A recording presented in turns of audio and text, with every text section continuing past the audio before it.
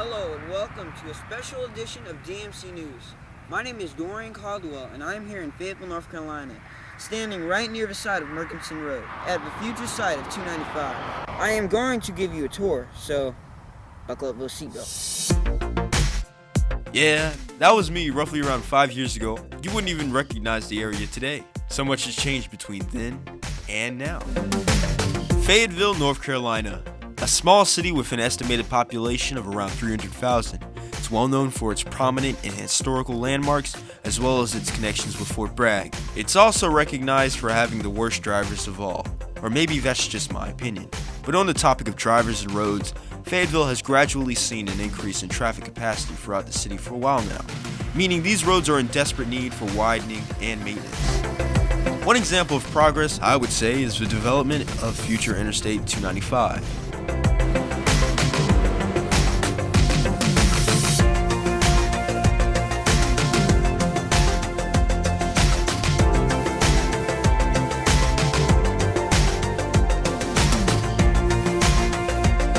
Now that you've seen some footage of what the new development looks like, let's transition into the interview segment, shall we?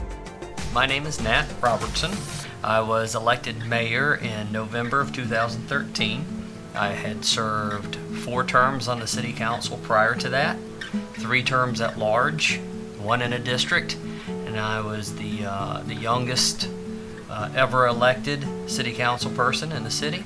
And I'm also the first Republican mayor that we've had in 43 years.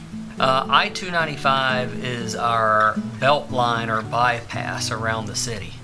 It will run from North Fayetteville, skirting Fort Bragg and the city of Fayetteville and Spring Lake, and coming on around to Hope Mills and coming back out to 95. So that's going to be our beltway.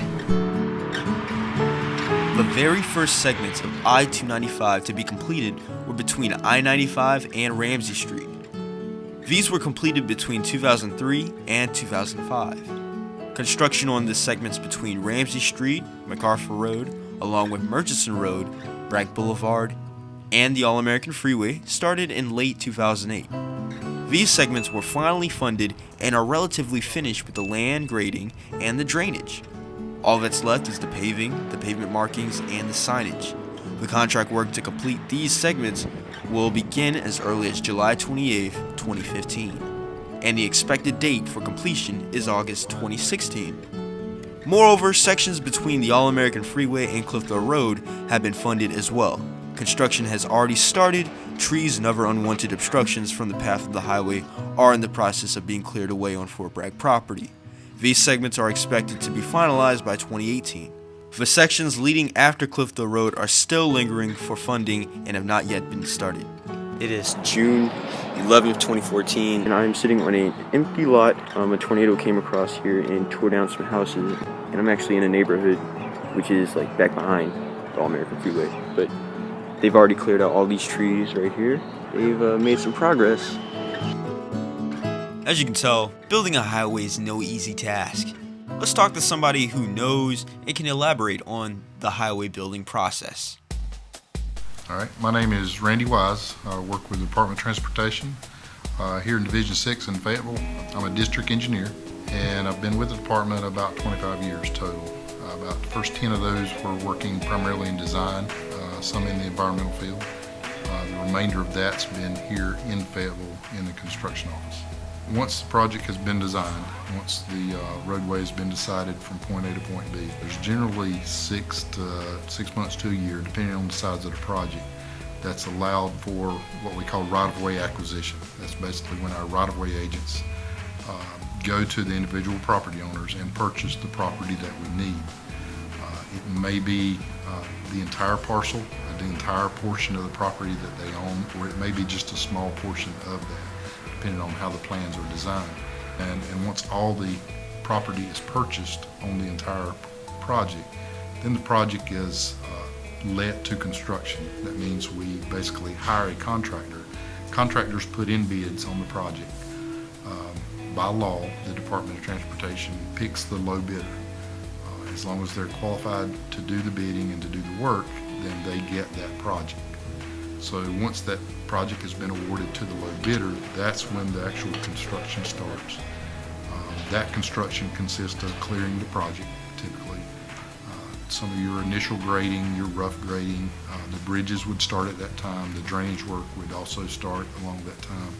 And as the project progresses, you'll start seeing the fields come up, the cuts go down, the roadway actually being formed. There's a lot of work that goes into the project prior to the paving. The funding for a project such as this, which is a outer loop type system, which is designed to interstate standards, is typically, not always, but typically done on a federal and state combined funding, where the federal government will actually fund about 90% of the project. The state would pick up, the state being North Carolina DOT, would pick up the remaining 10%.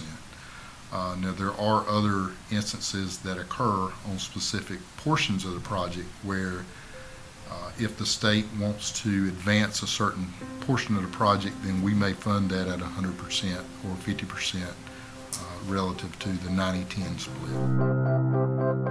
Since we now know about the process and the funding, let's go ahead and talk about the actual impacts and benefits, along with some of the downsides of this new highway.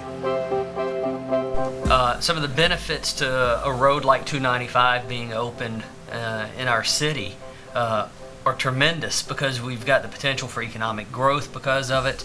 Of course, the reason why we got the funding the way that we did for it was primarily because of military deployments, to making sure that they are ready for rapid deployment in case of an emergency. And that's why all the mayors were real excited when I picked up the phone and said, hey, let's come together and look at naming this road to honor our military.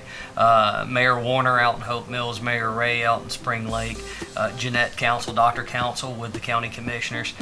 Everyone was very excited to work with us to get this road renamed the Airborne Special Operations Highway. And that honors the troops, it honors our veterans. And you know what? There's no better place in the world to do that than right here in Fayetteville. I guess other benefits to some of the local businesses around is some of them were actually subcontractors on our project that may have provided signal work, or that may have installed drainage. So for some of those businesses, it provided a direct jobs. Some of the other businesses to and from that maybe support the community, the workers had to have somewhere to eat lunch. Some of them were from out of town, so they had overnight stays in local hotels and such. So I guess it benefited a lot of different businesses in different ways. Some positive, some maybe even negative, if we impacted that business access or actually took that business to where they had to relocate to another location. We all will benefit from the project itself and the hundreds of millions of dollars that have gone into the project. Economic development spur, some of the social impact and being able to get places faster. It's just a great project for our community, and we're very lucky that the General Assembly and the governor has decided to fund this thing and get it done.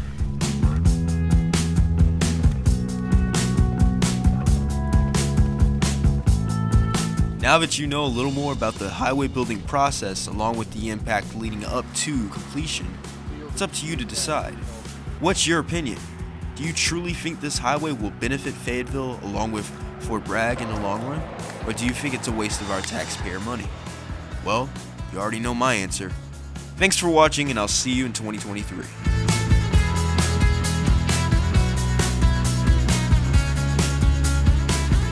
Stop recording, please.